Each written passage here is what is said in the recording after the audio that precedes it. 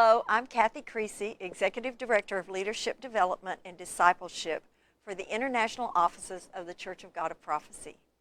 Welcome to the second of our 2020 live webinars. The purpose of each webinar is to engage, equip, and enrich pastors and ministry leaders.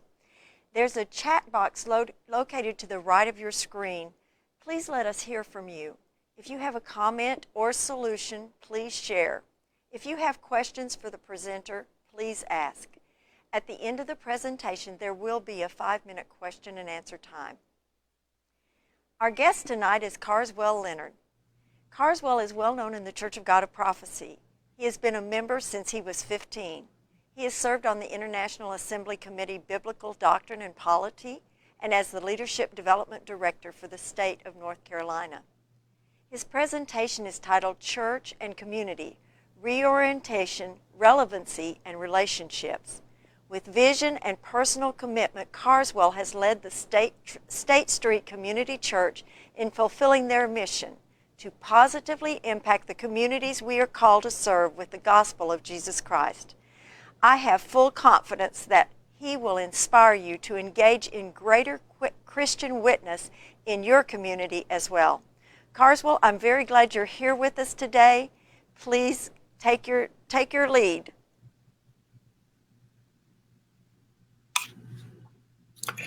Hello. Before I begin this presentation, I want to address 4 points that I think will inform and maybe bring some context to the dialogue. The first is, I think it's critical for us to understand that the Church of God of Prophecy is a global movement, but it is a global movement only because there are local churches that are serving in communities all across this globe, in urban communities, rural communities, suburban communities, and it is an aggregate of these local churches that form this global movement. So it's critical for us not to look at the global entity as being separate and distinct from the local churches that comprise it. It is the aggregate of these local churches that make this a global movement. Secondly, I want to address the issue of vibrancy of the local church. I think the vibrancy of a local church is best measured by the impact it has on the community in which it serves. How well does it impact the community? How transformational is it in this community? And I think that is the best gauge of how vibrant the church really is. Thirdly, and I think we've heard these statistics ad nauseum, but it's been proven again and again that 85 to 90% of our churches are either stagnant, in decline, or dying. And so that is the result of the churches being inward focused. I think a lot of churches get into this survival mode and it turns inward and forget about the community that they're called to serve. And this certainly is a death sentence for most churches. And lastly, I think the inward focuses of the churches leads to members forgetting that as members of the church, we are called to serve the community and not the community serve us. So with those 4 things in mind, I hope that sort of contextualize the importance of this discussion as it relates to church and how it relates to the community. The presentation is entitled Church and Community, Reorientation, Relevancy, and Relationships. There are 4 points I want to cover in this webinar. First is what I call the ecclesial community disorientation. This is a disorientation of the relationship between the church and the greater community.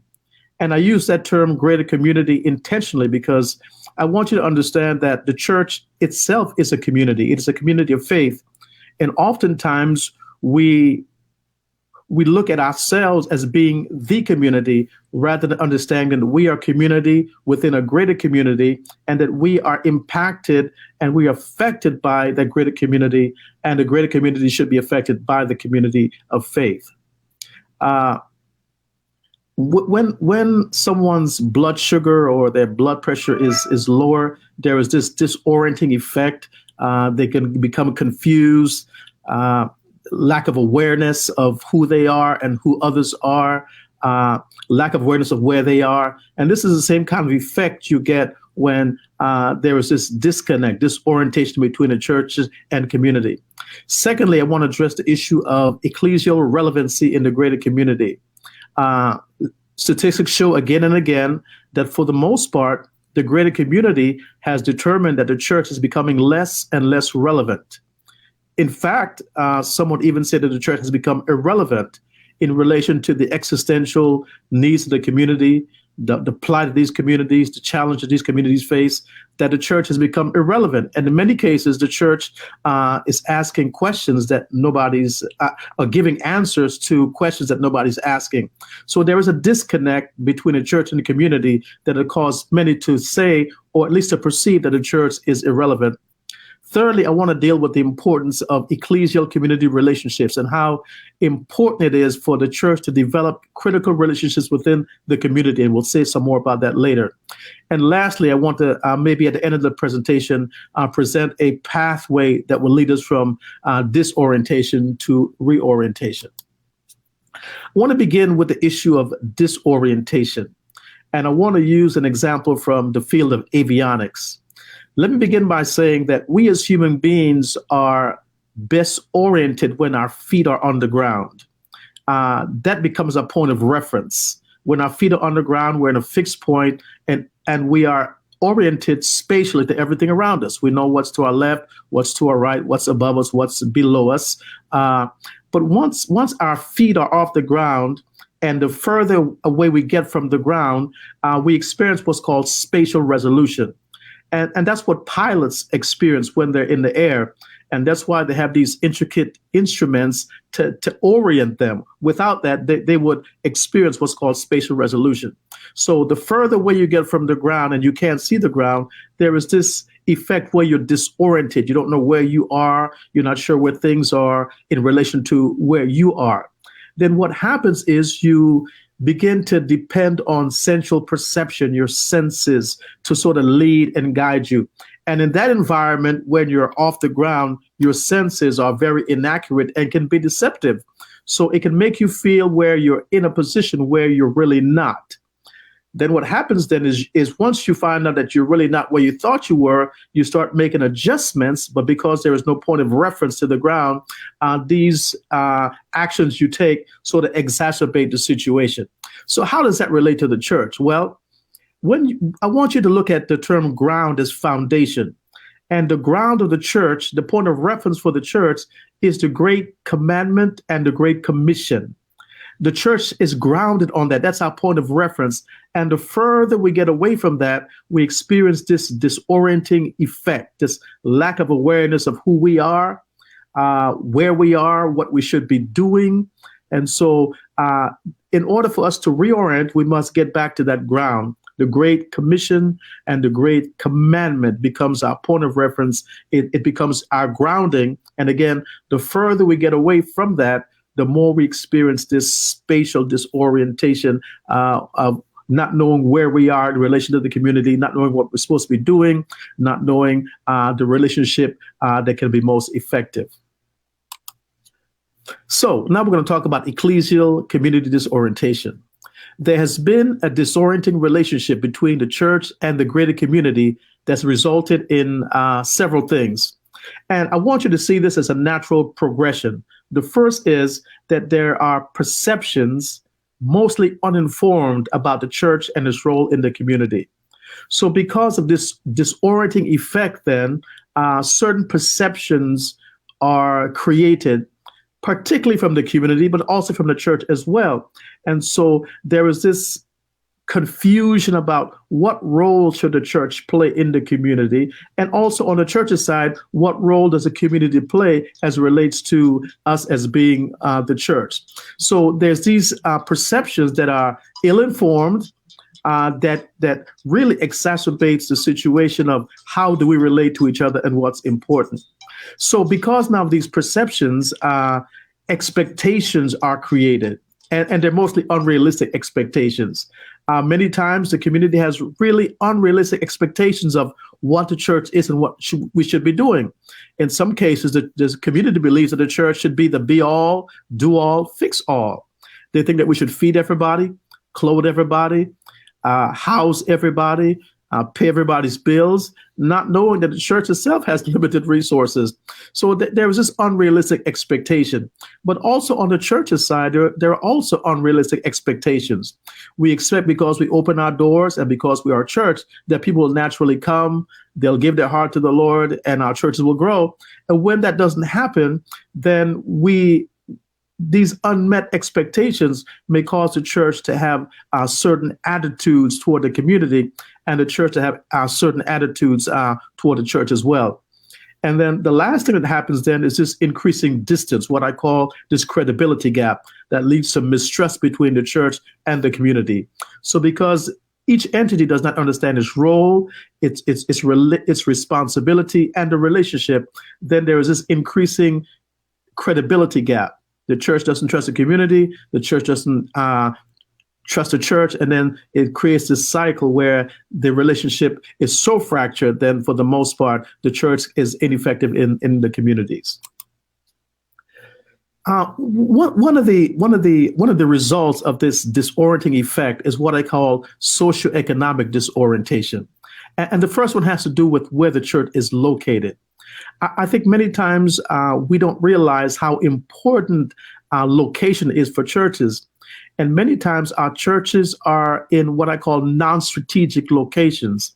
And in order to be effective, sometimes a decision has to be made to relocate. And of course, that can create some contention because we get attached to buildings, we get attached to properties, not realizing that that's not what's most important. What's most important is being effective in the community. And sometimes relocation of the church to a place where it's more effective is what needs to be done if we're going to be effective. On the other side, some churches are in strategic locations, but they don't leverage that location. My church is located 1 mile from downtown Raleigh, the fastest growing city in America. And because of that location, that strategic location, our church then becomes the center of a lot of attention. With all the revitalization that's going on in downtown, our church is right in the center of that. And so it's a very strategic location that gives us some advantages and some disadvantages, but we have to learn how to leverage our location. Then secondly, oftentimes we're unaware or we ignore critical changes in the social fabric of the community that we're serving. Things such as demographic shifts.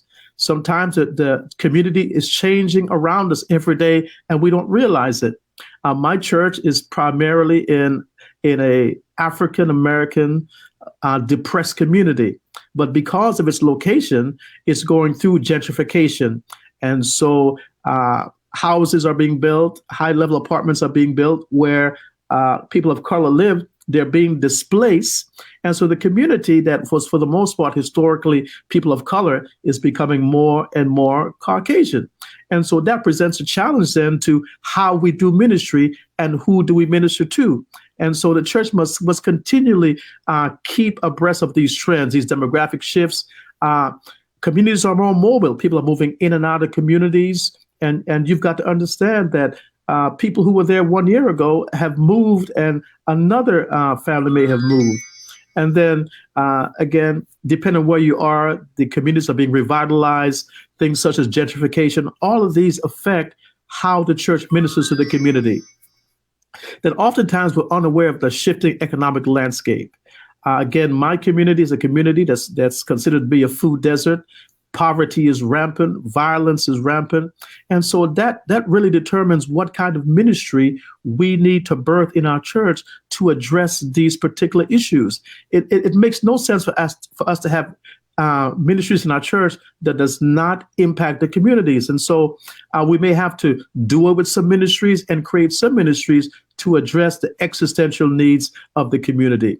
And so this social economic disorientation is a problem for many churches because we are not aware that we exist in a greater community that is consistently changing, consistently being transformed. Forces are being exerted on these communities. And if we're not aware of that, then we don't know how best to serve these communities. The next issue is what I call spiritual disorientation. And most churches have lost a passion for the Great Commission, to go into all the world, to go into these communities that we have been planted in, that we've been called to serve, and to transform these communities with the gospel of Jesus Christ. We are called to go, they are not called to come. And we must expand beyond the four walls of our church. We must go into the community. It's going to get dirty. It's going to get dangerous, but that's what a church is called to do. We're called to go. We're called to teach. We're called to make disciples. And we cannot do that within the confines of our own community's faith. We must penetrate these communities, and we must adhere to the Great Commission. Then the loss of evangelistic fervor.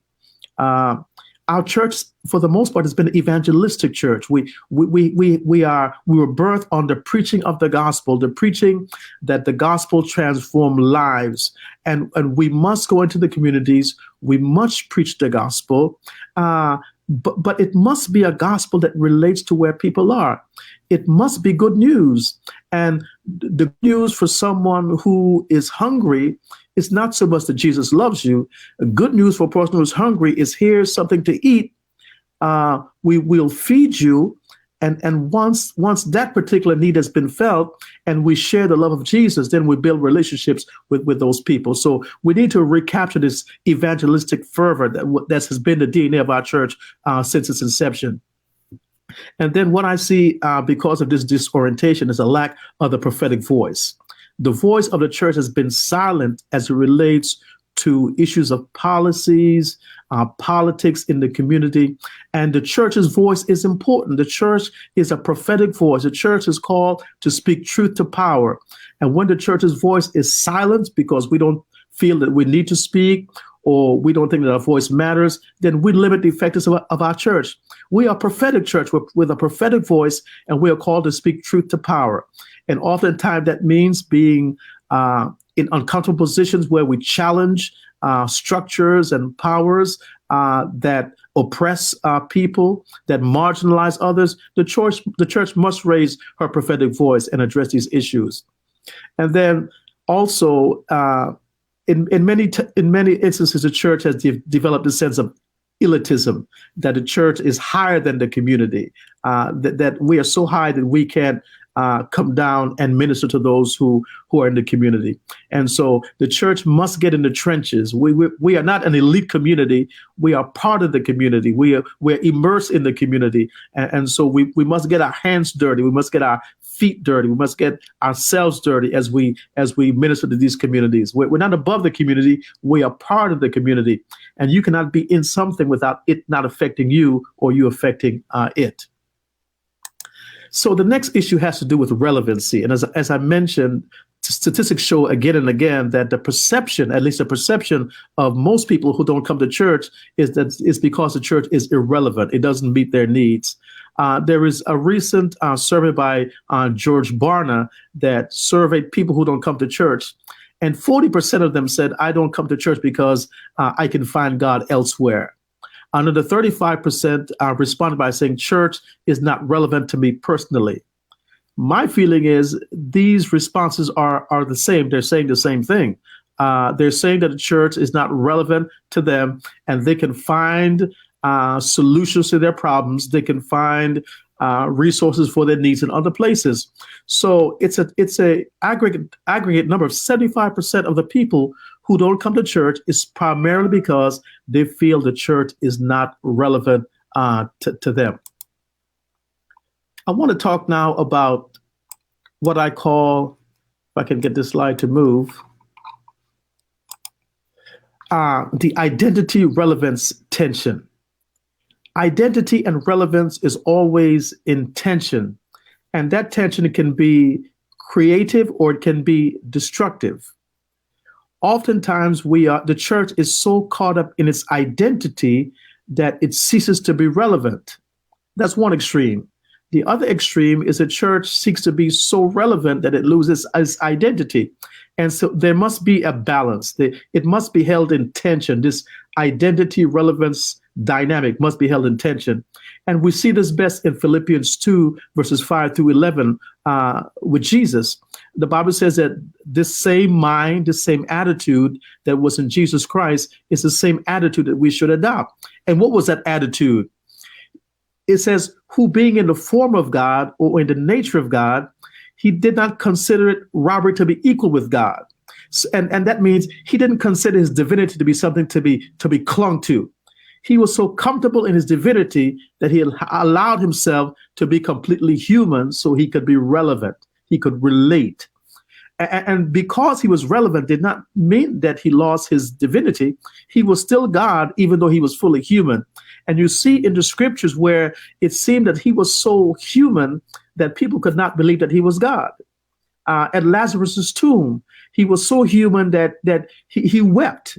He felt the emotion of the loss of his friend, and he wept. But then his divinity showed up, and he called Lazarus from the dead. And so there was no destructive tension between his identity and his relevance. He was so comfortable in his identity that he could be relevant. He was so comfortable in his divinity that he was willing to take on the form of a servant, to be equal with us, to relate to us, to be relevant to us, and knowing that would not affect his divinity at all. And I think that's where the church needs to be. We need to understand that we have this identity as the body of Christ. We are his hands, we are his feet, we are Christ in the world. But in order for us to be effective, then we must be relevant. And so we cannot cling so much to our identity that we lose who we are.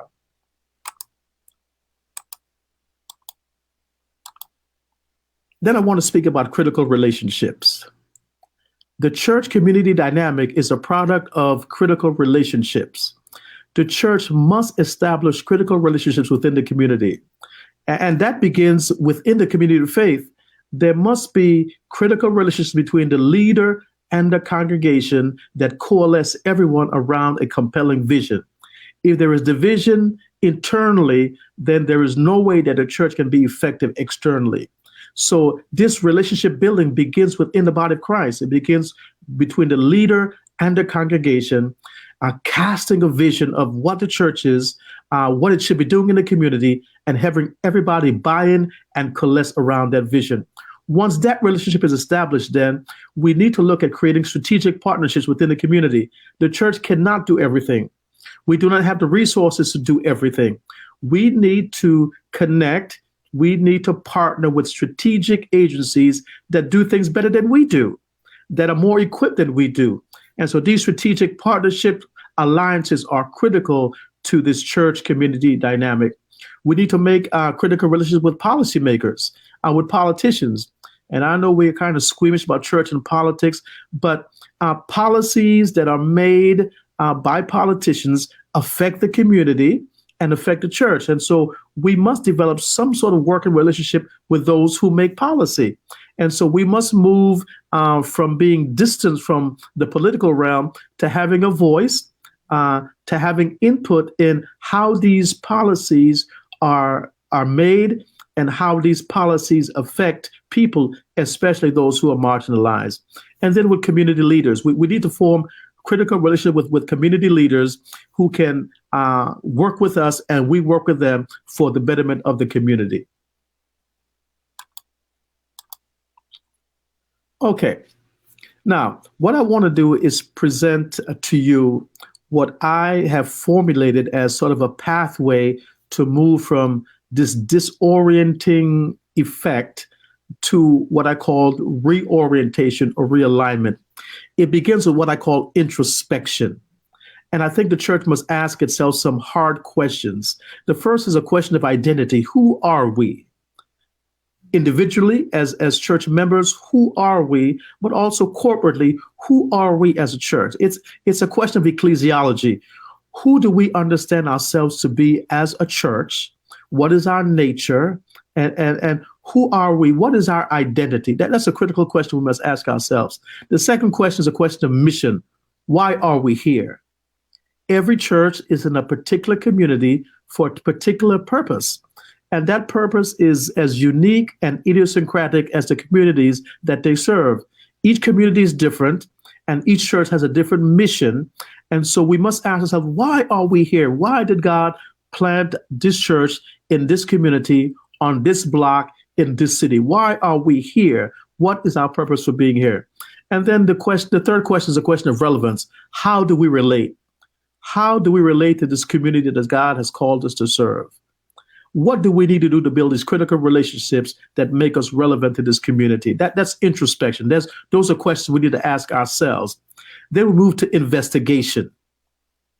We need to understand and we need to look at the demographics of our community. Who is it that lives in our communities? Who is moving to our communities? What is the racial, ethnic, cultural makeup of our communities? Who are we ministering to? We've got to understand that. And that takes some work. What are the social dynamics of our community? What is the poverty level? What is the medium income? Where are people living? What is the social interactions of our community? We need to understand it if we're going to be able to be effective. And then what are the economics? How are people living economically? Is your community a community that's middle class? Is it a community that's full of poverty, where people live below the poverty line, and that determines your ministry. So you've got to understand the economics, and of course I mentioned policy. Policy affects economics, and so many times our ministries are not effective because we don't understand the economics of the community. And then lastly, politics. We have got to be engaged politically, not only voting, but on an everyday basis, understanding the politics that affect our community, and again, raising our prophetic voice if these policies and procedures are adverse to the people in our community. The voice of the church must be heard. So that takes some work. So from investigation now we go to inculcation. We've got to take this information we have and make it part of us. How do we do that? I suggest that we form study groups. We take the data that we have gathered about demographics, the social economic situation in our communities. We form these focus groups to look at these factors and how they affect our church and how the church can positively impact these factors in the community. Strategic planning. Once we gather this information, we need to strategically plan now. Now that we understand this information, now that we understand the community, we need to plan strategically. What ministries will be most effective to meet the need of this particular community? And some ministries may need to be done away with, other ministries may need to be birthed, but strategically, what do we need to be doing at this point? Not only this point, 5 years, 10 years down the road, as we understand what's happening in the community, we understand that the community may be different 5 years from now. So what is our strategic plan to continue to minister to this community as it changes? And again, I mentioned about programs and ministry developments. That informs what ministries we develop, what ministries we form to be able to minister to the community. And then generate some concrete ministry action plans. All this information gathering, all this strategic planning, all of this does not matter if there's not a ministry action plan. How do we put these plans into action? We must move from planning, from strategy to action. We have got to get out there and do it once we understand what we need to do. And then from inculcation, we move to immersion, what I call immersion. Historically, the church has been the hub of the community. People look to the church for its answers, whether it was social, politically, culturally. The church was the hub of the community. And so the church must get out again and become the hub of the community. We must immerse ourselves in the community. We must be that source, that resource hub of the community where people feel comfortable coming to the church to find answers, to find solutions, to find guidance, not just spiritual guidance, but guidance that affect their whole lives. So the church must become that community hub. We must immerse ourselves in the community. And we must again become what I call the spiritual hospital. People come to hospital because they're sick. They don't come because they're well. And so when people come to our churches, when God sends people to our churches, he sends them there because they need healing, they need transformation. And so sick people are not rejected by a hospital. Sick people are received by the hospital and they receive care. So the church must move from being the sterile laboratory where everything must be clean, where everything must be so right before we accept people. No, we are a hospital. We are an emergency room where the bloody and the bruised come and we provide healing. I heard one preacher said one time, he asked one preacher, do you want a clean church? He said, yes, I want a clean church. That's why I preach. He said, if you want a clean church, here's what you do. Next Sunday, you put everybody out, then you go out, and then you'll have a clean church. That's it is not clean what we do. We are in a messy business. We're in a business of healing people that have been beaten, bruised, and bloody, and we give them life-saving measures, and that is the gospel of Jesus Christ. Then again, I mentioned about strategic partnership. Immerse ourselves in these partnerships. There are agencies in our communities who are addressing issues and who have been doing it for a long time. We need to partner with them, and we may provide the spiritual component. We may provide space or manpower, but we need to partner strategically with people who are in line with the vision of the church. And then community involvement. We need to be involved in the community. We need to find out what's going on in the community. We need to get involved in it. Community meetings, community plannings. We need to be there. Our presence must be in the community. And not only the pastor, but members. They must understand that this community of faith is an integral part of this community, and we are involved in everything that happens. What affects you affects us. The church is a microcosm of the community, and so we must immerse ourselves, involve ourselves in every aspect of the community. And then advocacy. We must be that voice for the community. We must raise that prophetic voice against powers, against those who are being oppressed and marginalized. They must hear the voice of the church regarding these issues. We must speak truth to power. We must call out policies and procedures and laws and things that oppress people, that marginalize people, that persecute people. And it's not easy. It may be difficult, but the church must raise her voice. We are the community. We are part of the community, and we must become advocates for the community.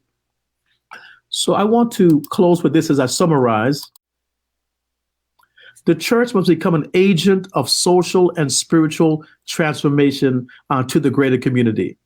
In order to do that, the church must honestly address the issues of disorientation between the church and the community, as well as the perceptions of irrelevance held by the community. The church must do this while maintaining fidelity to its identity and its mission. The church must seek to develop and maintain critical relationships within the community that can be leveraged for effective ministry. This process of transformation will require an intentional reorientation of the church in relation to the greater community that results in a strategic posturing that produces effective ministry to the community. And these communities are the ones that God has called us to serve. My prayer is that God will bless your church and your ministry to engage the community, and that you will see a total reorientation of the church and the community. God bless you, and thank you for your time. Thank you so much, Carswell. You gave us so much to think about, and very clear, very valuable presentation that will require us to really think and act very intentionally. And as I said, it was such a clear presentation. I think that it's something we can definitely follow. I wanted to ask a few questions on behalf of our pastors who are listening. And one of the questions was, you have given us some good thoughts about how to overcome ecclesial community disorientation. My question is that when we begin working through this in our local churches, what are some barriers that you are pretty sure that pastors and congregations will encounter? Okay.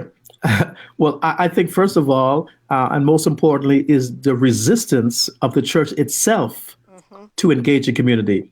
And sometimes it begins with leadership, and it's throughout the congregation. There is this resistance to change, and the church must change its posture if it's going to engage the community. So I think this internal resistance to change, this internal resistance or even of the unknown, once we get out of our four walls and we engage, because communities are in trouble. And so it's not easy, it's not clean, it's dirty work. And so there is this reticence to engage at that level of ministry. And I think that's where it begins. To me, that has been our biggest opposition. And when our church overcame that, when we became, in fact, a community church is where we began to see God move, the church grew, and we began to have a real impact in our community. Right. I guess just as a follow-up to that then is, when you experienced that resistance, what was something you did to help move beyond that?